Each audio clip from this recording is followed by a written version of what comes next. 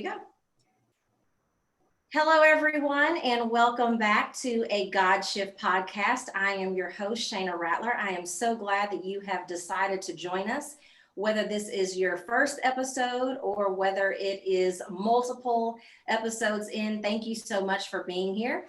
And before we get started and get into introducing my guest and talking about his journey with disruption, I would like you all to do a favor for me. So wherever it is that you are consuming this podcast, would you take a screenshot? So whether it's of your laptop or your device, just take a screenshot. And when you do, if you will post it on social media that you are listening to this episode and then tag us at a God Shift, I would love that. It will just help it to get into the hands of more and more people. So I'm really excited to introduce my guest to you all today, like I am all of them, but I always love when I am interviewing other authors. You all know that I just wrote my fourth book called The God Shift, and I always love when I interview authors. So I am going to read Andrew's bio, and then we will let him talk to us a little bit more about who he is in the world. So Andrew Calderella is an inspirational speaker, trainer, and coach who specializes in helping athletes, entertainers, entrepreneurs, executives, and other leaders to become their best in all areas of life while making a more significant positive impact on our world. He is a serial entrepreneur and has run a successful strategic consulting firm for over 20 years. He is the creator of the Seventh Foundation and is the best-selling author of The Way, 7 Revolutionary Steps to Living a Meaningful Life and Making a Real Difference in the World. Welcome, Andrew Calderella. Really awesome to be here. Thank you so much for having me on your show. Hi, everybody. Thank you for sharing this moment with us. Yes, I'm so excited. So, I read the official bio, and a lot of times, and yours was written really well. Sometimes it's like all these flowery words that you're like, what does that even mean? So tell us, what should we know about what it is that you do in the world and who you help? Sure. Let me just start by saying my name is actually Andrew Calderella. It's like Cinderella. Yeah. I knew that, and I thought that's what I was trying to say. Everybody does a little differently. It's no big deal. It's like Cinder, Calder. I'm the male version of Cinderella. So yeah, I'm looking for my princess to come rescue me. You can think about it like that. But yeah, so my journey, gosh, you read out, I've been working for, my whole life. I'm doing all these different jobs. I started life. Everybody actually wants me to start from the beginning. I guess it tells the story a little better. Just so everybody knows I'm kind of new to this. So please bear with me. I'm a little nervous, but. No, take a deep breath. It's all family here. All right. That's good. Well, I'm on your show really because I found something really amazing that can help all of us, help our world, help our kids, help our society, help us become closer to God. And I'm really just working to share it with everybody. But before I get into that, let me just start again at the beginning. So I was born in 1966 in Detroit, Michigan, to parents fighting for the civil rights movement. I was born with dyslexia, learning disabilities. I have a lazy eye, which meant I was seeing 2200 vision, legally blind through one eye, and they put a patch over my good eye. So I looked through my bad eye. So I don't know if you can imagine what that'd be like growing up. Nice. I was bullied a lot. The teachers even bullied me. I had one teacher like in 4th grade ridicule me in the whole class, telling me I should just quit because I was too stupid to learn anything. A lot of fights, a lot of issues. But I did graduate from elementary school, went on to high school, graduated from there. I was an athlete, a school leader, went on to college, was on crew. I was elected programming commission for a little while, graduated with speech communications degree, philosophy and theology, went on to do so much work before putting myself through college. And afterwards, my dad obviously helped with college too. But during all of this stuff, I also was on this greater mission. As a kid, I think being bullied a lot, I had a lot of very, very traumatic experiences that you say, like God shift. I want to say like my whole life has been a God shift moment. It's to get me to focus. And I've had so many experiences, from being bitten by dogs, almost lost my leg, car accidents multiple times, had, laying in bed, broken, couldn't stand up, walk for almost 5 years, crawling to the bathroom, just a lot of issues. And it always led me back to God. When I was a kid, it was like, if it wasn't God in my life and for my mom, I honestly don't know I would have ever made it. So this whole thing that I'm doing right now with the way and this movement and everything else I'm trying to do is to fulfill this mission that I've been on since a kid. And it started out with, a lot of visions and dreams and things and a lot of spiritual experiences throughout my life. But it showed me some great truths that I believe the whole human race needs to understand. And it's so fundamental to us being human that we're really just one people, and we just need to kind of get back down to the basics and build out from there. So I don't know if that Tell gives you me, what is the way? Sure. The Way is a book, but it started out as The Way is living rational positive action. Okay, it's living, and this is fundamental to everything that we are as human beings. Okay, it's like we want to live it, do it all the time, right? So it's living rational because it's logical, it's reasonable, it needs to be customizable to fit your life, which it does.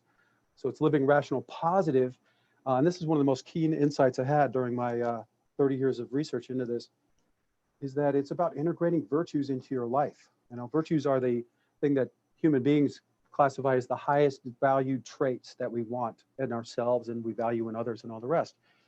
And it's living rational positive because we need to put those virtues into action, and we do this the best way through best practices. So it's about integrating virtue and best practices into your life in all the different foundations. What I also found is that, as you know, everybody's life is destroyed with any one of these foundations of pillars of your life falls, whether it be your relationship with a key person, your finances, your health, whatever it may be. So you have to keep them all balanced. And you don't want to be like I was in your 30s or 40s, discovering some great truth that you're like, wow, I wish I knew that when I was a teen. It really would have helped me if I would have known half these things. It kind of made me mad. It's like, why is it that we all have to learn over and over again some of the basics, and there's so much confusion out there? So like I said, I've studied everything that you can imagine, all the great philosophers, theologists, throughout all of human history. And it all comes down to some very basic things. And that's one of them, living rational positive action. But how we put that into place and how it all works is really the key. So I love that. So my definition of a God shift, if this is your first time listening to this podcast, my definition of a God shift is that is a moment that a disruption in your life, whether it's positive or negative, collides with God's purpose and ultimately gets you into a greater destiny. So you talked a lot about the challenges that you went through as a child, through disabilities, through bullying, etc. So what do you feel when you look back on everything you've gone through and you look at where you are today and the work that you're doing in the world? What do you think God was trying to get you to see or trying to get you to learn from all of that? Sure. Well, I guess the basics is that it's hard for people to fix things if they don't understand them. So a lot of times we have to be burned to learn, and to truly understand what's wrong, you have to go through it. And some of the biggest problems of the world are bullying. These bullies grow up, they're not corrected properly, and they end up being just, uh, kind of a problem for the rest of us in society. So it's also, when you talk about this moment, I've had so many in my life. And when I was a teen, I was, as a lot of us, we got into sex and partying, and girls and all this kind of stuff. And I was getting distracted from this greater mission. And I would say one of the greatest ones I had, I was at this party and I was drinking and, potentially going to do some other bad things. And I ended up falling into only what can be described as a grave. Somebody had dug out in this forest. It was on this mountainside. It was night, full moon. It was beautiful. And I walked out in the forest, relieved myself, and I ended up falling into a, 6x6 whatever pit. Broke my collarbone and messed my head up, and I ended up going home for months to, it was really bad, and recuperating. But during that time, I got into, I don't know, trying to figure out the formation of the universe and, just all the cool numbers, the Fibonacci sequence, golden rule, all these things, they seem to all merge in my head. The golden mean is what I meant to say. And I had a very intense spiritual experience that kind of led me further down this path. And I was shown the 10 laws that are in the book. The Way, Living Rational Positive Action. And I was shown so much more, and I just couldn't understand it. It's like when God speaks to you, he speaks to you in a packet. It's like, it's so deep, and you can spend your whole lifetime trying to understand it. And Right. so then I went to work and tried to go down this path. But again, it was like over and over again, these things happened to me. As I was hit by a car, I was laid up from 2000, 2005, 6, hit again, laid up another 4 years, wasn't able to do hardly anything except, and I'm a very physical guy. So just to lay me out in bed 24/7, being in pain all the time was a big deal mentally too, because you couldn't work out, you couldn't do anything. But it got me to focus on this mission again. And I wrote so much during that time about what I'd collected all these years up to that point. Because when you're a kid, you collect all this stuff, but it's kind of a mess. Yeah. So I organized it all, and I was seeing all these great epiphanies that I had and putting it together. And then, in 2015, during this time, I want to say, this wasn't easy. It wasn't like, oh, I had all these great epiphanies I was writing down. I'm a dyslexic guy. Everything I wrote was crazy. It was like decoding code after I wrote it down and trying to get it to just make sense. I write everything backwards and the wrong words a lot of times. I mean, it was a big, big challenge. So I never gave up with this, but I really did think I was going to lose my mind because, again, it's so complicated. You're trying to find out these answers. Let me ask you a question. Yeah. So one of the things I know it's this way for me. I'm just trying to see if maybe you're this kind of guy. I know that sometimes God gives us the opportunity to shift, and then other times he has to shove us. It's almost like, we ignore the whispers until he has to shout. And then sometimes we ignore the shouts and he has to kind of hit us over the head with a 2x4. So in your experience, when you look at your own journey, do you feel as though the reason why you had to have occurrence after occurrence after occurrence is because you didn't get the lesson? So you had to keep being given the test? Or what do you think was going on with this? Why did God use multiple experiences in your life? I ask God that all the time. I'm like, why can't I just have a positive experience instead of all this trauma? I don't know. Maybe it's personal, my personality, but honestly, I think sometimes with me, I'm so there that for me to see something sometimes, it's like you need to be slapped. You know what I mean? It's like, I don't know if I've had so many traumatic experiences, but when you're like, I was in this major car accident. This was when it was not a big deal. I didn't like lay myself up, but I came home and there was glass all over me. And I was like, and everything in my house looked like it was glowing, and the plants, and it was so beautiful. And I was like, God, I'm so thankful just to be walking and here, because I could have literally been just laid out and dead a few minutes ago.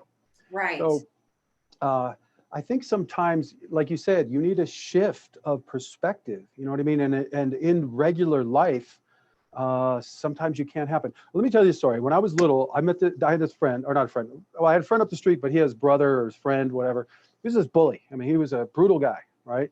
And I didn't see him for a while. And one day I saw him and he was missing his arm.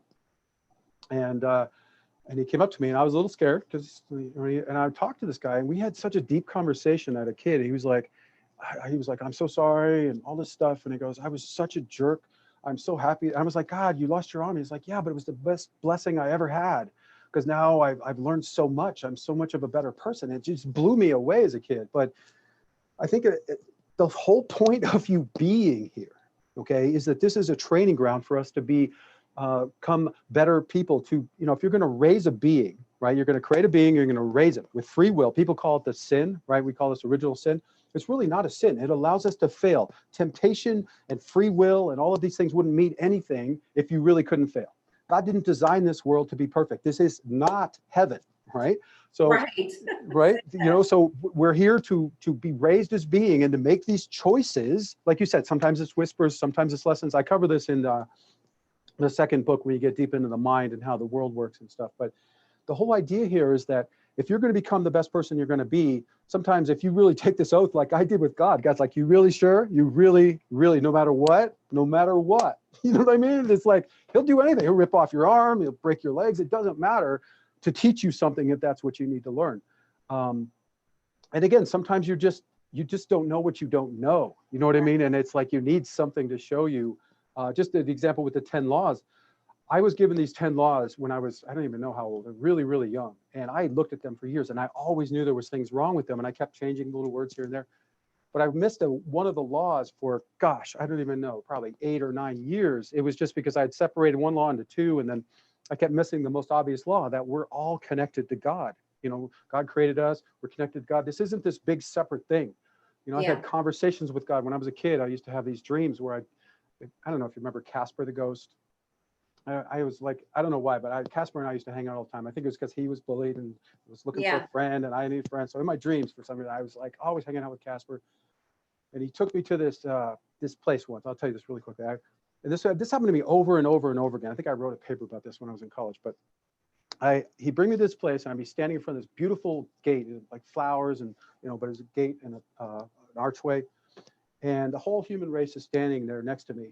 And everybody, though, is all standing in the same place I'm standing, but we all feel like we're standing next to everybody. I don't know if that makes sense. But I'm standing there. God walks through this gateway, and everybody just falls down. People are freaking out, and I'm just looking at God and smiling.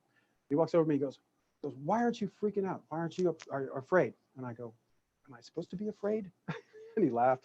And then we walk into this garden, and it's the most beautiful thing I can ever describe. But we have these conversations about life and about why we're here and about why are kids, because of my kid, I was a dyslexic and all this stuff. My sister had issues as a kid. She almost died. So I was always in these hospitals and talking with kids, horrible issues. And it's like, why is all this happening? And, a lot of it's that we as the human race need to fix these things. It's problems in our society. God's not doing it to us. We are. The biggest problems in society are caused by people. The greatest evils in the world are done by people thinking they're doing good, for God's sake. You know what I'm saying? It's like we as a human race have got to evolve as beings so we can understand these things and see the flaws in ourselves and our society and our faiths, and then rectify all these issues. It's not, nothing is the way it needs to be. We live in a entropic universe. Everything is spiraling to disorder. We are the order beings. We are trying to make order out of chaos. So for me, it's always been this challenge to do all the stuff you need to do in your life, but to stay true to this bigger mission. And I think once you understand the way and the 10 laws and how the steps all work, and the simplicity but the complexity of it is what makes the way kind of greater than the sum of its parts. Yeah.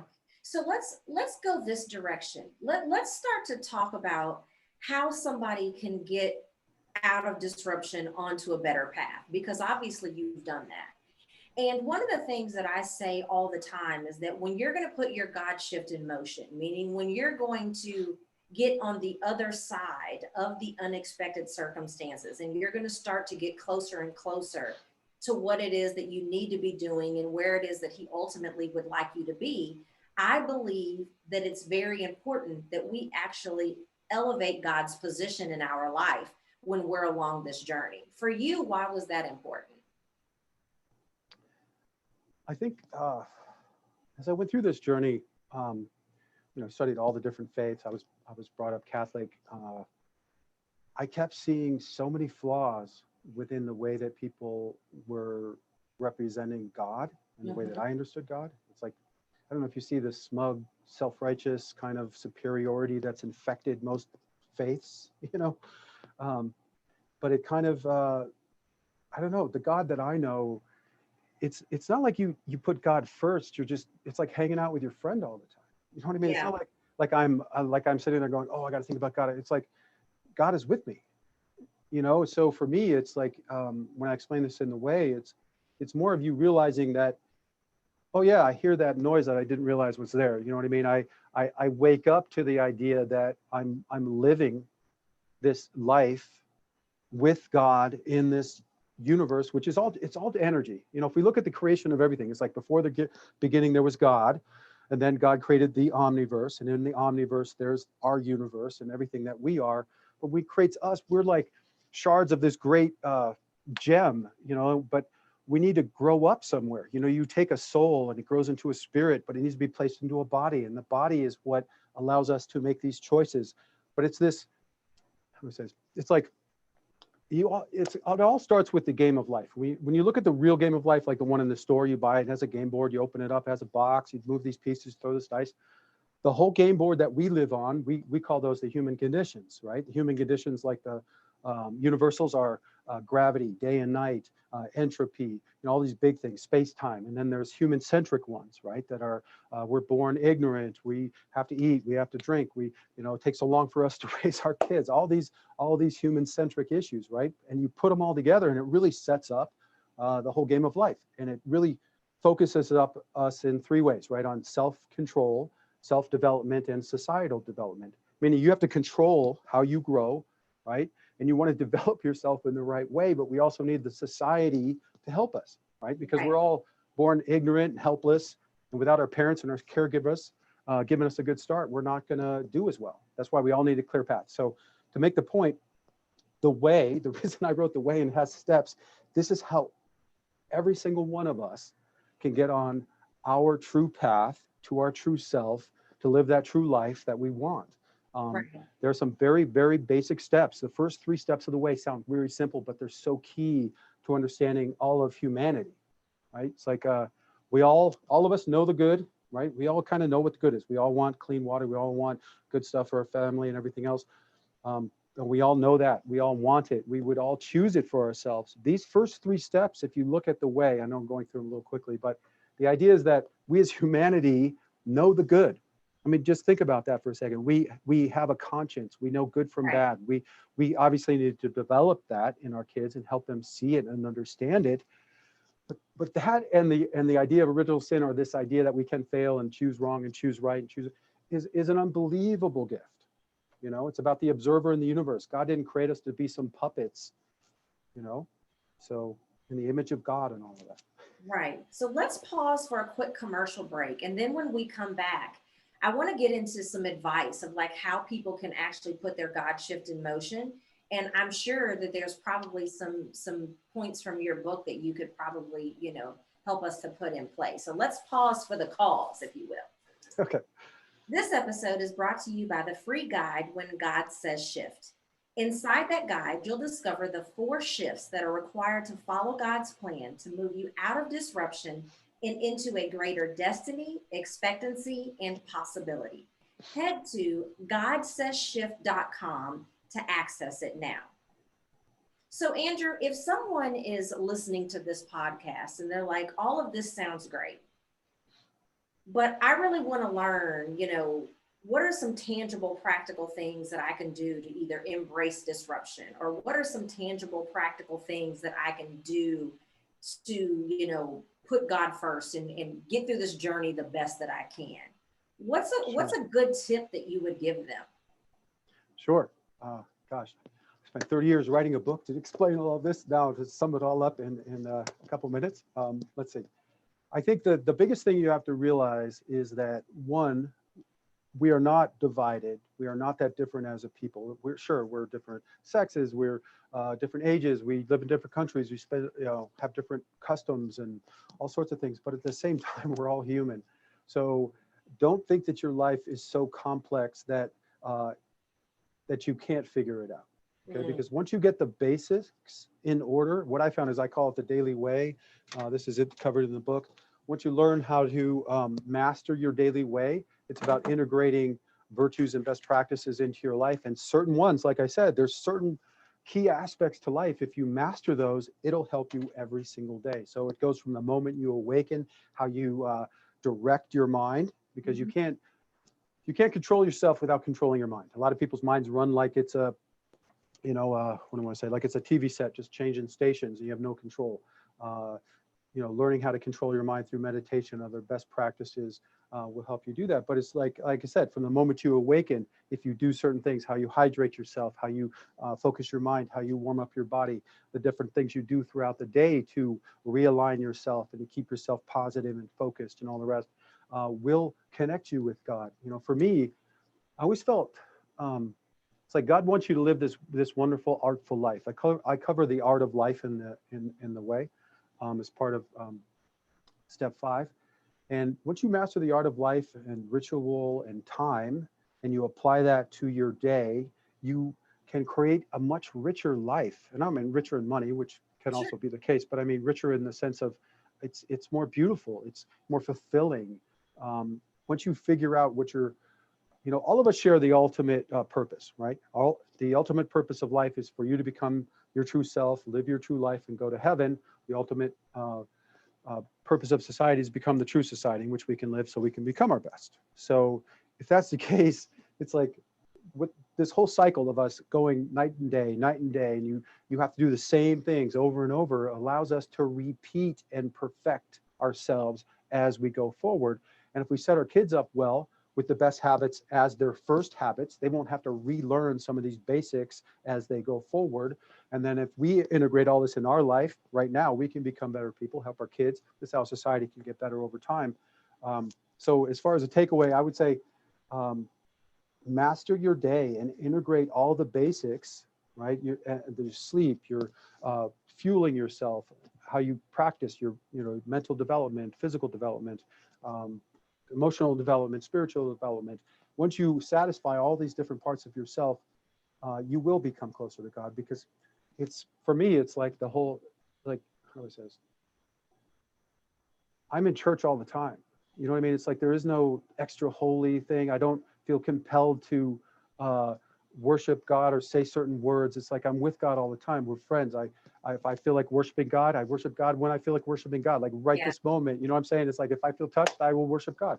I don't need to go to a church. And nobody's going to compel me. You can't actually worship God if you're just walking through it, and you're not really feeling it. So I think for me, if you want to become closer to God, become closer to who you're really meant to be, perfect your life, become the best person you can possibly be, understand what that means, and go to work and do it. And when you're doing that, you will become a better person. And if you seek the true God, and again, like I did, you may be tested. I don't know what your path will be.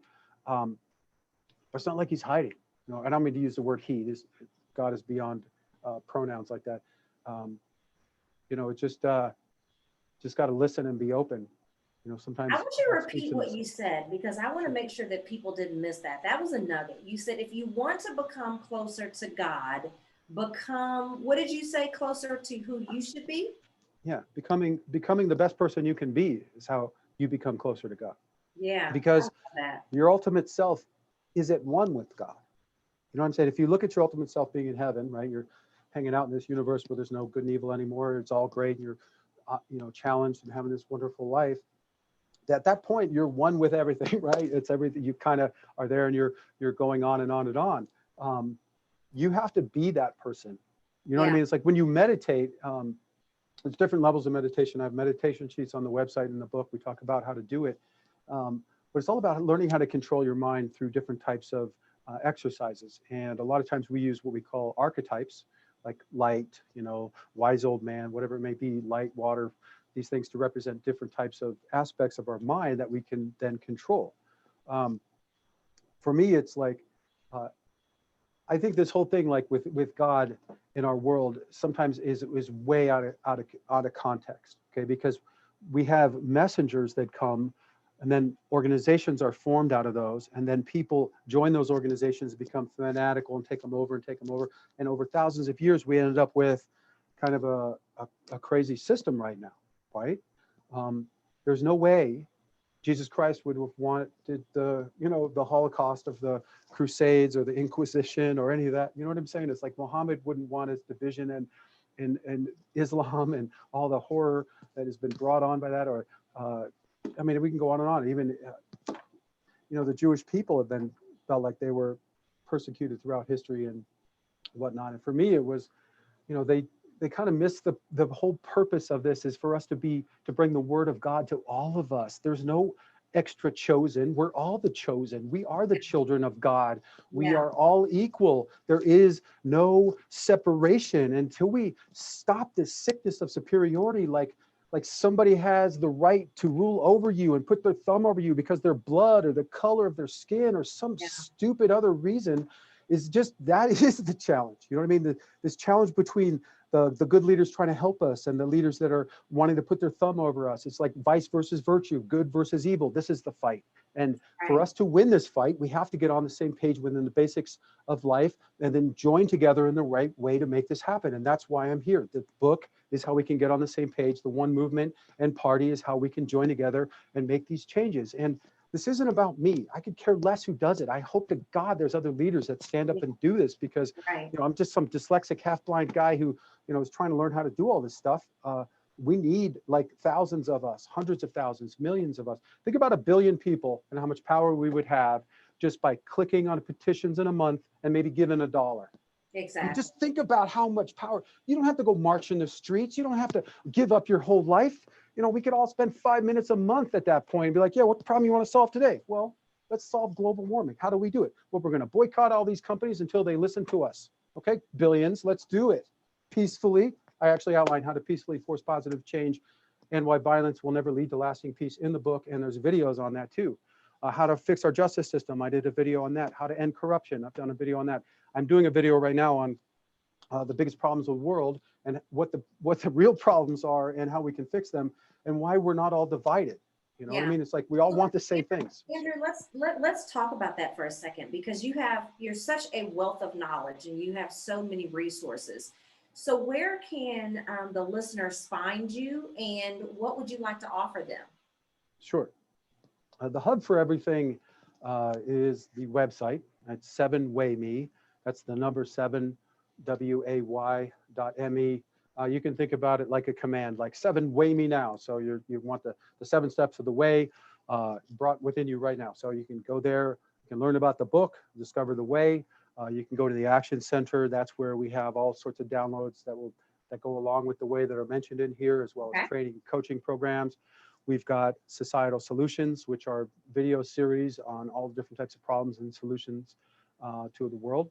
Are those on the website also? Yeah, those on the website. Okay. They're also on YouTube. They're everywhere. And then there's the One Movement Party that we're just starting. It's very sketchy on there right now, but hopefully it'll grow into something truly meaningful. And are you on social media? Is there somewhere where they can follow you on social media? Absolutely. It's my name is kind of hard for everybody to spell, so I did Real Peace Ace as my handle. But you can go to the website. At the top right, it says social media links. That's all my social media links. Some platforms are more developed than others. I'm literally just getting started doing this. So if there's people out there, please, we're trying to help the world, and I need help. I cannot do this myself. I really am looking for people, friends, tribe. And it's not about giving up anything. It's about joining together and making things more for all of us. Yeah, well, I'm going to make it easy for people to help you, because in the show notes of this episode, I will have a link that will go directly to your website. And I will also have a link that will go directly to the social media platforms, so that they don't have to worry about how to spell it and where to click and where to navigate. I'll do all of that work for them. So thank you so much, Andrew, for being here today. Again, a link to the resources that Andrew has mentioned and where you can find him on social media will all be in the show links. So thank you so much for being part of the Godship podcast. Thank you for having me on your show. God bless everybody. Thank you. Yeah, you're welcome. And so for everyone who's listening, again, thank you for listening to this episode, and I hope that you will join us back here next week. Take care. Bye-bye.